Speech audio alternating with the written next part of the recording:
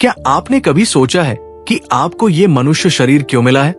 क्या ये सिर्फ एक संयोग है या इसके पीछे कोई गहरा उद्देश्य छिपा है? परम पूज्य प्रेमानंद जी महाराज बताते हैं कि ये देह हमें केवल भगवान की विशेष कृपा से मिली है, और ये कृपा तब और भी विशेष हो जाती है जब हमें सत्संग सुनने का अवसर मिलता है।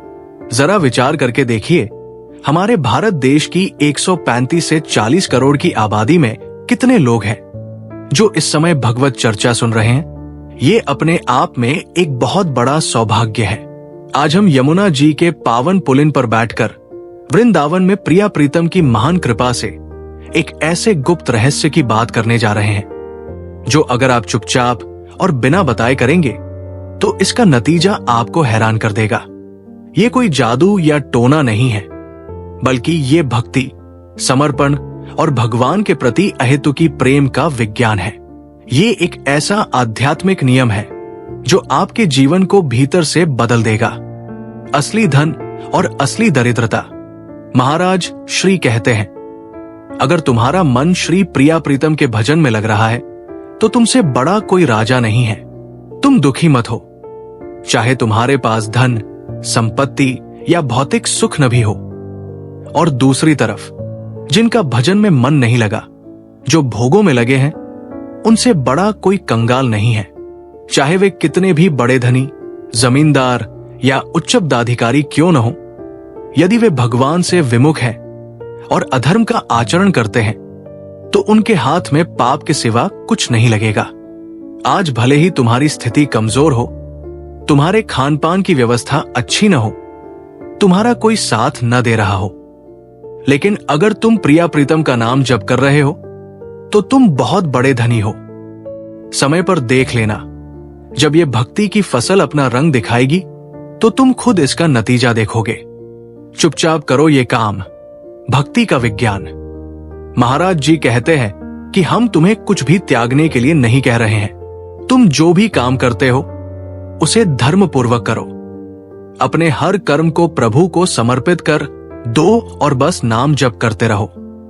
शरीर को सेवा का साधन बनाइए, मन को सुमिरन में लगाइए और नाम जप करते रहिए।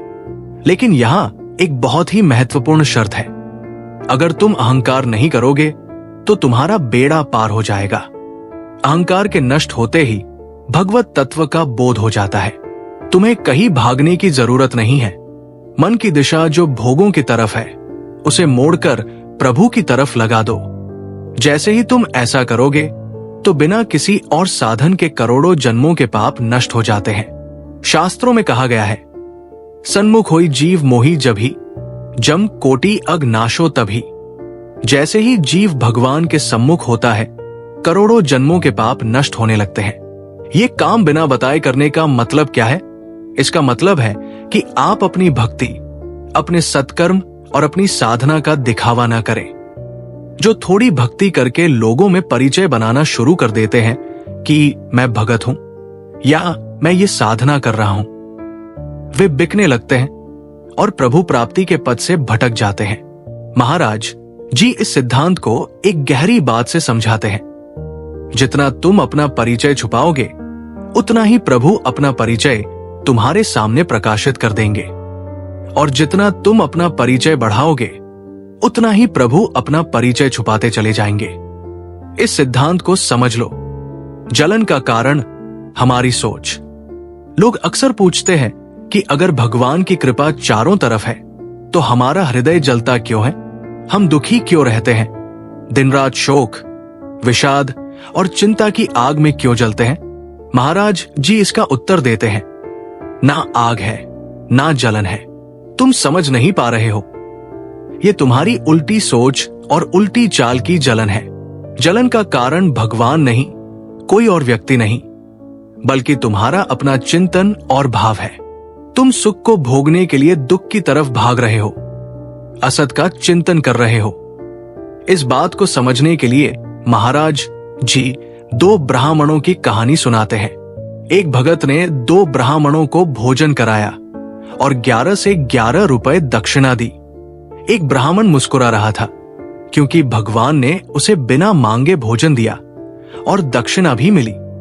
दूसरा ब्राह्मण जल रहा था क्योंकि उसने सोचा था कि उसे 51 रुपए मिलेंगे, लेकिन 11 ही मिले तो उसे 40 रुपए का घाटा हो गया। भगवान की कृपा दोनों पर समान थी, लेकिन एक का भाव उसे आनंद दे रहा था और दूसरे का चिंतन उसे जला रहा था। ये जलन, शोक और चिंता आपके अपने गलत चिंतन और दिशा से है।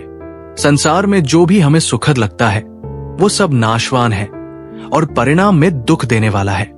यही सुख की कामना तुम्हें दुख दे रही है, क्योंकि ये पूरी तरह से अज्ञान है। भगवान ने कहा है कि ये संसार दुखाल्यम अशाश्वतम है। जो दिखाई दे रहा है वो है नहीं, जो है वो दिखाई नहीं दे रहा। यही माया का कार्य है। केवल एक समाधान, नाम जप। महाराज जी कहते हैं कि तुम ये सब रोकने की कोशिश छोड़ दो। तुम्हारा मन नहीं रुक रहा, इंद्रियां नहीं रुक रही। छोड़ो रोकने की बात, बस नाम को पकड़ लो। ये नाम जब तुम्हें हर दुख से अलग कर देगा और तुम्हें सुख की तरफ ले जाएगा। संसार एक ऐसा सुहाना दलदल है जिसमें हम जानबूझकर फंस जाते हैं और जलते रहते हैं, लेकिन हर प्रश्न का उत्तर केवल नाम जप है। क्योंकि जिस तरह सांप का बल उसके विष में होता है, वैसे ही दुख का बल हमारी कामनाओं में होता है, और ये कामनाएं नाम जप से ही दूर होंगी। महाराज जी कहते हैं कि अगर तुम झूठा मूठा भी भक्ति का नाटक करोगे तो भी वो सच हो जाएगा। झूठा खेले साचा होए। जैसे ही तुम नाम जपना शुरू करते हो, तुम्हारे जीवन की बागडोर स्वयं श्री कृष्ण ऐसे पकड़ लेते हैं जैसे अर्जुन के रथ की बागडोर पकड़ी थी। अब वो तुम्हें आनंद की ही तरफ ले जाएंगे। भगवान सत्य है, नित्य है और सर्वत्र है। वे एक पल के लिए भी हमें नहीं छोड़ते। वे हमें बहुत प्यार करते हैं। बस वे इतना देखना चाहते हैं कि हम उनकी तरफ मुड़े। अंतिम संदेश, कृतार्थ हो जाओ। महाराज जी एक बच्चे का उदाहरण देते हैं जो एक चट्टान को उठाने की कोशिश करता है और हार मानकर बैठ जाता है। तब उसका पिता आकर कहता है, तेरी पूरी ताकत अभी नहीं लगी, क्योंकि तेरी पूरी ताकत मैं हूं। मुझे पुकार। यही बात हम पर लागू होती है। हम बार बार माया से हारकर बैठ जाते हैं, लेकिन अपने पिता, अपने प्रभु को नहीं पुकारते। यदि तुम उन्हें पुकारोगे तो कोई भी माया का रोड़ा तुम्हारे मार्ग में बाधा नहीं डाल सकता। तुम्हारी दरिद्रता, तुम्हारे पाप, तुम्हारे सारे ताप और तुम्हारी कलुषित जड़मती सब निर्मल हो जाएगी। ये भिखारीपना छोड़ो कि तुम्हें कोई और सुख दे सकता है। तुम्हारी मांग अविनाशी परमात्मा से ही पूरी होगी। अपनी मांगों को छोड़कर केवल भगवान को चाहो और उनका नाम जप करो। यही चाह तुम्हें कृतार्थ कर देगी और तुम महान बन जाओगे। अगर आपको ये वीडियो जानकारीपूर्ण और प्रेरणादायक लगा हो तो हमारे चैनल को सब्सक्राइब करना न भूलें। वीडियो को लाइक करें और अपने मित्रों और परिवार के साथ जरूर साझा करें, ताकि और लोग भी इस अनमोल सच्चाई से जुड़ सकें। आपके सहयोग से ही हम इस ज्ञान को और आगे तक पहुंचा पाएंगे। धन्यवाद।